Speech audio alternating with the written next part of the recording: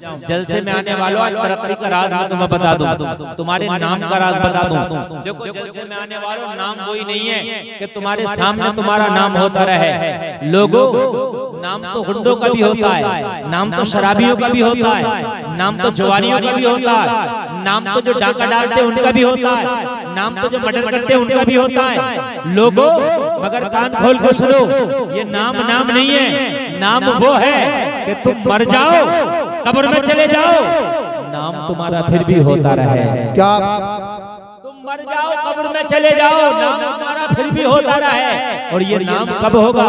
ये नाम जब होगा जब काम नेक होगा, तो नाम मरने के बाद भी होगा। इंसान ऐसी फिक्र बना करके जाए, ऐसी सोच बना करके जाए कि इंसान मर जाए मगर उसकी सोच जिंदा रह जाए, इंसान मर जाए मगर उसकी फिक्र जिंदा रह जाए, इंसान दुनिया से चला जाए मगर उसका मिशन दुनिया में रह जाए। जलसे में आने वालों, अरे अपने लिए तो कुत्ता बिल्ली भी जीते हैं, इंसान तो वो है जो कौम के लिए जीते हैं। बेशक, सुभान अल्लाह। अपने लिए तो कुत्ता और बिल्ली भी जीते हैं। बोलो बात है क्या? अपने लिए तो कुत्ता और बिल्ली भी जीते। कमाल वो है जो कौम के लिए जी जाए, मिल्लत के लिए काम कर जाए। आप तारीख उठा करके देखो, कारून का इतना खजाना था कि 70 ऊंटों पे उसके खजाने की चाबियां जाती थी, मगर आज कारून का कोई नाम लेने वाला नहीं है। आज कोई कारून का मदार नजर नहीं आएगा, कोई कारून का नाम लेने वाला नहीं है। लेकिन लोगों, जो मिल्लत के लिए जिए, जो काम के लिए जिए, जब तक जिंदा रहे, जब तक उनका नाम रहा, वो दुनिया से चले गए, नाम आज भी जिंदा है। क्या बात है? नाम आज भी जिंदा है, और ऐसा जिंदा है कि दुनिया मिट जाएगी मगर उनके नामों को ना मिटा सकेगी।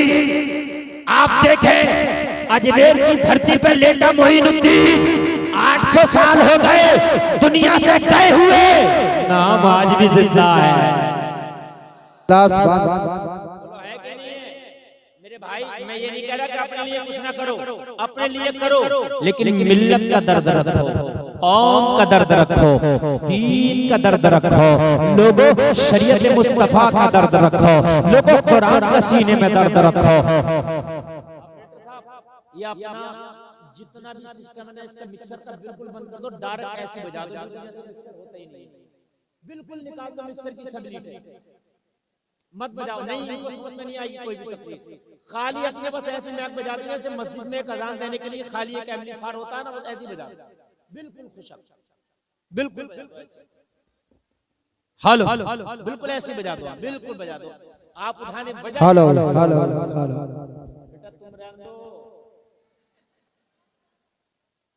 या तो ये चैनलों की लीडें लगी है, इसकी वजह से नहीं उठ रहा है।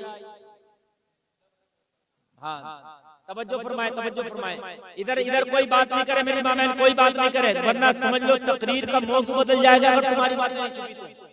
हाँ, मेरी बात सुने, मिल्लत के लिए जो जी करके गया लोगों, आज वो जिंदा है, उनके नाम जिंदा है, उनके मिशन जिंदा है। लोगों कान खोल करके सुनो, हम जीते हैं अपने लिए कि हम अपने लिए कुछ कर जाएं। एक बात बताओ, हमने कितना भी कमाया, कितना भी कमाया, लेकिन मरने के बाद ये सब फिर दुनिया में रह के जाना है, ये साथ नहीं जाएगा, फिर दुनिया में रह करके जाना है।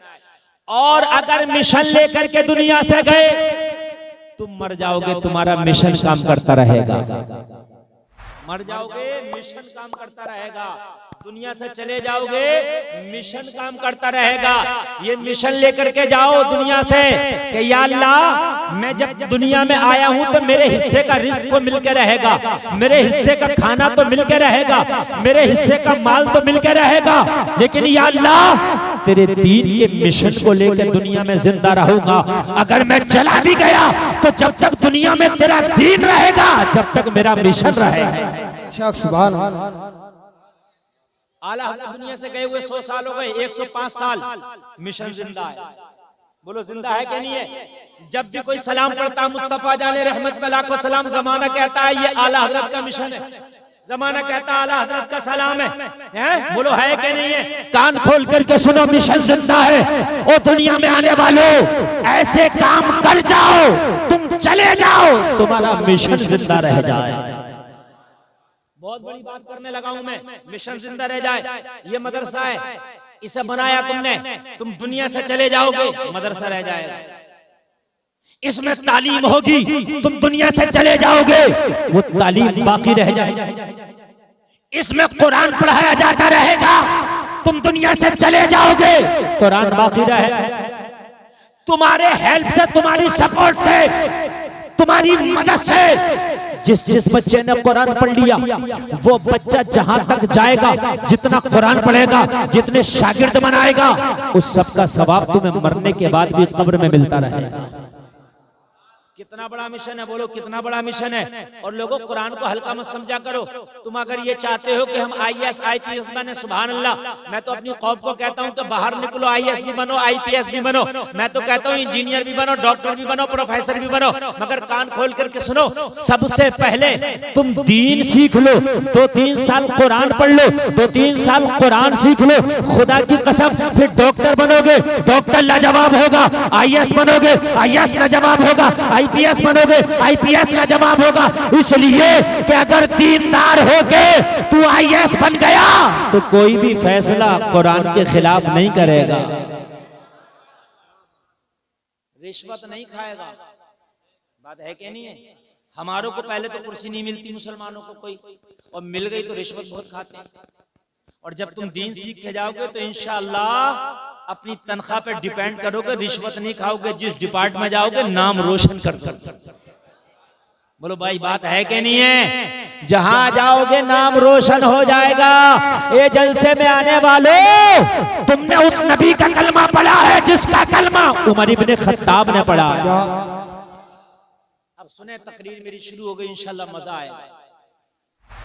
देखो, जमाना हमारे पीछे पड़ा, मैं मानता हूं, जमाना हमें बुरा कह रहा है, ये भी मैं मानता हूं, जमाना आपकी मुखालफत कर रहा है, ये भी मैं मानता हूं, लेकिन कहीं ना कहीं हमारी भी खराबियां हैं, ये भी मैं मानता हूं। मानना पड़ेगा मेरे भाई, कहीं ना कहीं हमारी भी खराबियां हैं, ये भी मैं मानता हूं। बात मानेंगे कि नहीं मानेंगे? देखो, पहले मुसलमान पे इतना एतबार किया जाता था कि अगर मुसलमान किसी का पड़ोसी हो और वो कहीं सफर पे जाता तो अपना घर मुसलमान के हवाले कर जाता। कहते मेरे घर का ख्याल रखना। इससे पूछते तेरे रिश्तेदार भी थे तो बस्ती में, इनके हवाले क्यों नहीं किया? कहता मोहम्मद का जो कलमा पढ़ता है वो जान तो दे देता मगर अमानत में खयानत नहीं करता है। समझ रहे हैं? आपको नहीं समझ रहे हैं? Doctor, engineer, master, professor, IAS IPS जलसे में आने वाले अपने बच्चों को खूब बनाना। आज मैं ये आपको बता करके जा रहा हूं। मैं ये नहीं कह रहा कि सब मुफ्ती मौलवी बनाओ, IAS IPS भी बनाओ, जमीन बिक जाए मगर बनाओ, घर बेचना पड़े तो बेच लो, अपने बच्चों को बनाओ, लेकिन सबसे पहले दीन जरूर सिखाओ। क्यों? इसलिए कि अगर तूने जमीन बेच के IAS बना दिया, IPS बना दिया, कुर्सी पे बैठ के अगर वो घोटाला करेगा, रिश्वत खाएगा, तो तेरा IAS बनाना किसी काम का नहीं। इसलिए कि वो अपने लिए हुआ, वो अपने लिए तो पैसा इकट्ठा कर लेगा मगर ना मुल्क का भला कर सकता है, वो ना कौम का भला कर सकता है। उससे ना मुल्क का भला होगा ना कौम का भला होगा। और जब तेरा बेटा दीन सीख कर जाएगा, जब ये सीख करके जाएगा, हराम का लुकमा खाने से बेहतर है पेट पे पत्थर बांध लिया जाए, किसी की रिश्वत लेने से बेहतर है फाका कर लिया जाए। और जब बड़ी कुर्सी पे बैठ करके वो सही फैसले करेगा, हलाल के लुकमे खाएगा, तो सारे सिस्टम को ये सबक दे देगा। और सिस्टम में रहने वालों सुन लो, दुनियादार और होता है, मोहम्मद का वफादार और होता है। सुभान अल्लाह, जिंदाबाद। दुनियादार और होता है, मोहम्मद का वफादार जोर से और होता है। ओ लोगों जरा गौर करो, गौर करो। मैं अभी हाल ही की 1 ही साल की बात बता रहा हूँ, सिर्फ 1 साल की। बिजली डिपार्टमेंट में एक जेई था मुसलमान, किसी हवाले से मेरी मुलाकात हुई, कनेक्शन नहीं हो रहा था। मैंने सोचा उनसे बात कर ली जाए। मैंने लोगों से सेटिंग मिलाना चाहा कि भाई कनेक्शन करा दो, जिसका कनेक्शन कराना है, कुछ खर्चे की बात है तो खर्चा करने तैयार है। पूरे बिजली के डिपार्ट के लोगों ने कहा हजरात यहाँ खर्चे की बात मत करना, जो जेई साहब हैं बड़े नेक हैं। मैंने कहा क्या मतलब? कहने लगे हजरात ये रिश्वत को ठोकर पे मारते हैं। हाय हाय मेरा सर फख्र से ऊंचा हो गया, मेरा सर फख्र से ऊंचा हो गया। मैंने कहा कौन है? जब नाम बताया तो कोई मुस्तफा का कलमा पढ़ने वाला मोहम्मद का गुलाम था। बात है सुभान अल्लाह। अरे भाई बात है कि नहीं? अगर आप कहीं भी सच्चाई के साथ करोगे तो नाम तेरे मजहब का ऊंचा होगा। बोलो होगा कि नहीं होगा? होगा कि नहीं होगा? अब हम तो भाई बड़ी बड़ी हमें कुर्सी मिल गई, हमने कोशिश करी, पढ़ गए, लिख गए हमारे बच्चे, उनको पता ही नहीं कि हराम हलाल क्या है, उन्हें पता ही नहीं कि रिश्वत क्या है, उन्हें पता ही नहीं कि ये जायज है कि नाजायज है। तो मुझे बताओ वो मिल्लत का नाम रोशन कहाँ करेंगे? कौम के लिए कहाँ काम किया? अपने लिए किया, मरे चले गए, बात खत्म हो गई। जैसे दूसरों ने किया वैसे इसने किया। और दीन सिखा के जब अपने बेटे को पोस्ट दिलाएगा, कुर्सी दिलाएगा, तो तेरा बच्चा फाका तो उठा सकता है मगर खुदा की कसम उस कुर्सी का नाजायज इस्तेमाल नहीं कर सकता। बोलो बात हकीकत है कि नहीं है?